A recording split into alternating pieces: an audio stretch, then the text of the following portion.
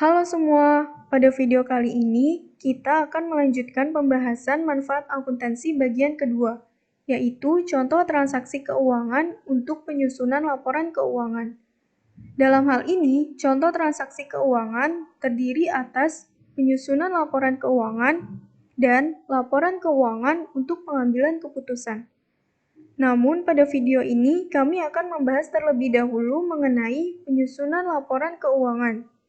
Mengingat pembahasan dalam proses akuntansi yang sudah kami jelaskan sebelumnya, akuntansi memiliki 3 tahapan utama, yang terdiri dari identifikasi transaksi keuangan, pencatatan transaksi keuangan, dan penjelasan laporan keuangan. Langsung saja kita bahas mengenai contoh dari identifikasi transaksi keuangan. Pada tanggal 1 Januari 2021, Tuan Hartono mendirikan sebuah usaha travel dengan nama CV Travel Agent. Berikut transaksi yang terjadi selama bulan Januari 2021. Berdasarkan contoh transaksi tersebut, mari kita identifikasi kegiatan mana aja yang termasuk ke dalam transaksi keuangan.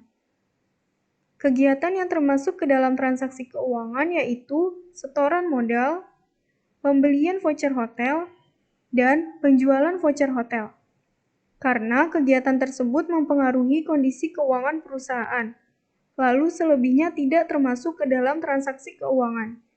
Karena kegiatan tersebut tidak ada kaitannya dengan keuangan perusahaan, begitupun dengan perbaikan rumah direksi.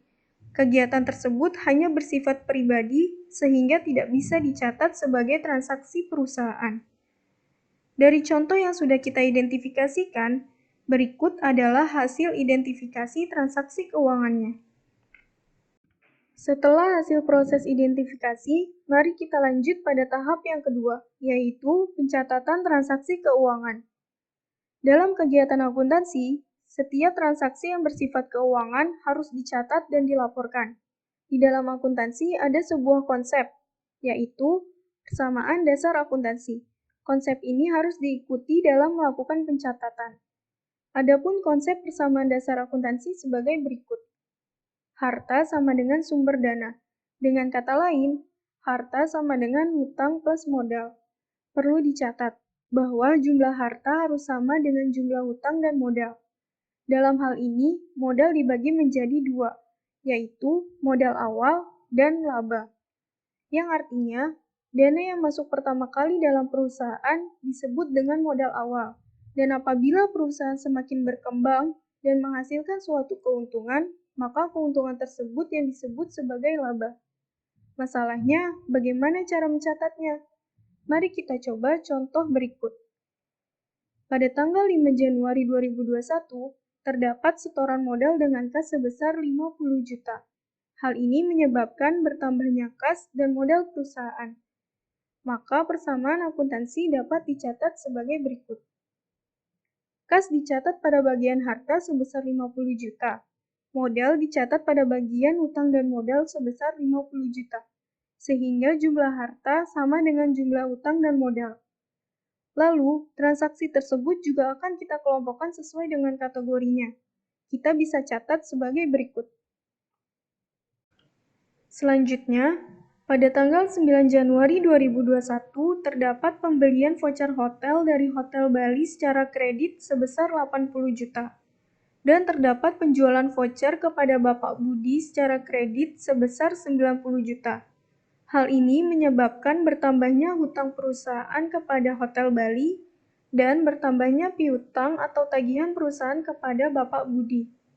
Maka persamaan akuntansi dapat dicatat sebagai berikut. Piutang atau tagihan dicatat pada bagian harta sebesar 90 juta. Hutang dicatat pada bagian hutang dan modal sebesar 80 juta. Tapi ternyata ada selisih antara jumlah harta dengan jumlah hutang dan modal. Bukankah seharusnya jumlah harta harus sama dengan jumlah hutang dan modal? Jadi, coba kita perhatikan. Pada transaksi tersebut, kita membeli voucher hotel seharga 80 juta. Lalu kita menjualnya seharga 90 juta. Kalian bisa lihat di sini bahwa harga penjualan lebih besar dari harga pembelian. Maka dari itu, hal ini menyebabkan perusahaan mendapat mendapatkan keuntungan sebesar 10 juta. Lalu, keuntungan tersebut dicatat sebagai apa? Keuntungan atas transaksi jual beli tersebut bisa kita catat sebagai laba, sebesar 10 juta. Persamaan akuntansi dicatat sebagai berikut. Sehingga jumlah harta sama dengan jumlah utang dan modal. Kemudian, transaksi tersebut juga kita kelompokkan sesuai dengan kategorinya. Kita catat sebagai berikut. Setelah pencatatan kita lakukan dengan baik dan benar, selanjutnya kita kelompokkan sesuai dengan kategori masing-masing transaksi. Berikut adalah hasil pengelompokan transaksi keuangan.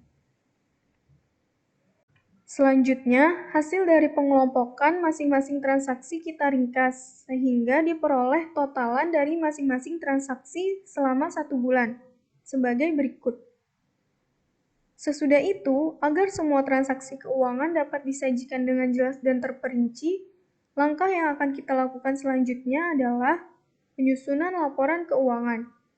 Berikut laporan keuangan neraca dan laporan laba rugi CV Travel Agent periode Januari 2021. Jadi, perlu diingat bahwa dalam persamaan dasar akuntansi, jumlah harta harus sama dengan jumlah hutang dan modal, dan nilai laba antara laporan neraca dengan laporan laba rugi harus sama. Sampai di sini, kami baru menjelaskan contoh transaksi keuangan untuk penyusunan laporan keuangan. Lalu bagaimana jika laporan keuangan digunakan untuk pengambilan keputusan? Penjelasan lebih lanjut akan kami bahas pada video selanjutnya. See you next time!